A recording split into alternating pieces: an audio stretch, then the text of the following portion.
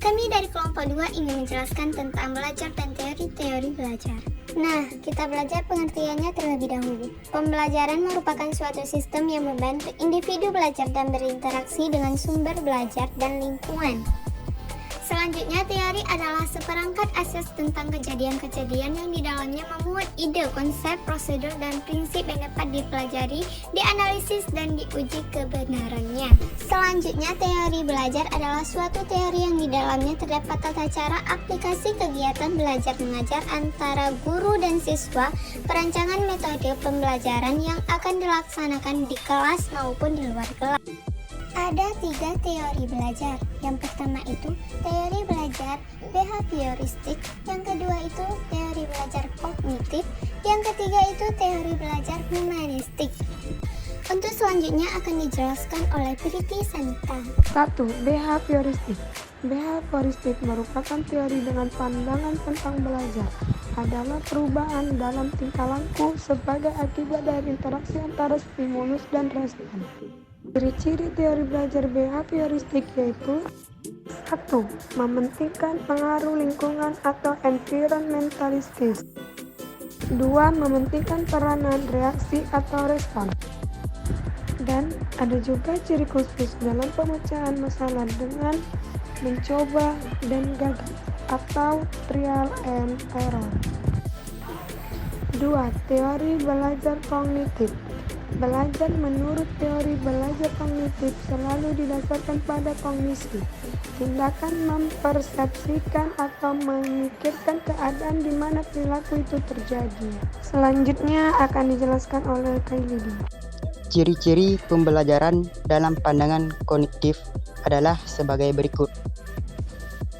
1. Memberikan pengalaman belajar dengan menghubungkan pengetahuan yang ada pada siswa saat siswa belajar melalui proses penciptaan pengetahuan.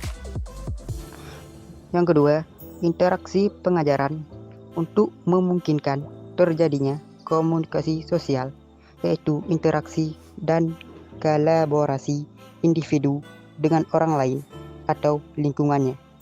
Yang ketiga, yaitu menggunakan berbagai media, termasuk komunikasi lisan dan tertulis untuk membuat pembelajaran lebih efektif. Teori belajar humanistik. Tujuan belajar adalah humanisasi. Proses pembelajaran dianggap berhasil apabila siswa memahami lingkungan dan dirinya sendiri. Teori belajar ini mencoba memahami perilaku belajar dari perspektif pelaku, bukan dari perspektif pengamat. Selanjutnya akan dijelaskan oleh Mailida. Tujuan belajar adalah proses belajar, bukan hasil belajar. Mendorong siswa untuk peka, berpikir kritis, dan mandiri memaknai proses pembelajaran. Siswa didorong untuk berbicara dengan bebas, membuat keputusan sendiri, melakukan apa yang mereka inginkan, dan mempertaruhkan tindakan mereka sendiri. Biarkan siswa maju dengan kecepatan mereka sendiri.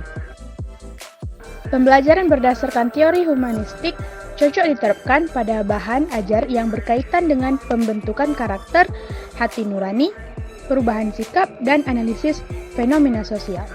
Teori-teori proses belajar ada 2. Yang pertama, teori Skinner, dan yang kedua adalah teori Gardner. Untuk selanjutnya akan dijelaskan oleh Sitati Saumi. Teori Skinner disebut juga dengan teori pengkondisian operan. Inti dari teori ini adalah di mana konsekuensi perilaku akan menyebabkan perubahan dalam probabilitas perilaku. Ada sejumlah teknik-teknik dalam pengkondisian operan yang dapat digunakan untuk membentuk tingkah laku dalam pembelajaran. A. Pembentukan respon. B. Generalisasi, diskriminasi, dan penghapusan. C. Jadwal penguatan. D. Penguatan positif. E. Penguatan intermiten. F. Penghapusan. H. Token ekonomi. Dan G. Percontohan. Menurut Cagney, belajar merupakan kontribusi terhadap adaptasi yang diperlukan untuk mengembangkan proses yang logis, sehingga perkembangan tingkah laku atau behavior adalah hasil dari efek belajar yang kumulatif. Belajar menurut Cagney tidak dapat didefinisikan dengan mudah karena belajar bersifat kompleks. Hasil belajar merupakan kapabilitas. Setelah belajar, orang memiliki keterampilan, pengetahuan, sikap, dan nilai. Timbul kapabilitas tersebut berasal dari faktor, yaitu yang pertama, stimulasi yang berasal dari lingkungan, dan yang kedua, proses kognitif yang dilakukan siswa. Baik, untuk poin selanjutnya akan dilanjutkan oleh Ammar Azri. Teori pengolahan informasi dalam belajar. Teori pengolahan informasi memandang cara belajar manusia, mengambil cara yang dapat diterapkan seperti beroperasinya sebuah komputer.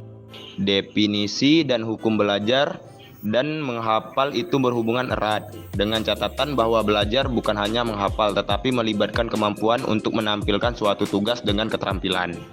Hubungan sebab akibat antara aksi dan hasil. A. Hukum hubungan sebab akibat agar makhluk hidup mempelajari hubungan antara tindakan khusus dan hasilnya. Harus terdapat hubungan yang nyata di antara keduanya. B. Umpan balik informasi. Dalam hukum ini, hasil dari suatu kejadian bertindak sebagai informasi tentang kejadian tersebut. C. Hukum belajar sebab akibat. Hukum ini mempunyai dua bagian. Pertama, agar memperoleh yang diinginkan, makhluk hidup mencoba mengulang tindakan-tindakan khusus yang mempunyai hubungan kausal terhadap hasil yang diinginkan. Kedua, untuk tidak mendapatkan hasil yang tidak diharapkan, makhluk hidup mencoba menghindari aksi-aksi mempunyai hubungan kausal nyata terhadap hasil yang tidak diinginkan. 2. Penampilan terampil melalui tulis-tulisannya. Norman menekankan ketidakterhubungan antara belajar, ingatan, dan penampilan. Studi tentang memori mencoba menentukan bagaimana informasi disimpan dan diingat kembali. 3. Sistem memori. Teori pengolahan informasi melibatkan bahwa perilaku dan proses belajar mengikuti pola umum yang telah diakui kebenarannya dalam proses yang dapat digambarkan sebagai maksudnya informasi dari luar ke dalam sistem memori, kemudian dikeluarkan dalam bentuk output. Sekian video singkat tentang belajar dan teori-teori belajar dari kelompok kami. Jangan lupa like and comment. Assalamualaikum warahmatullahi wabarakatuh. Bye-bye.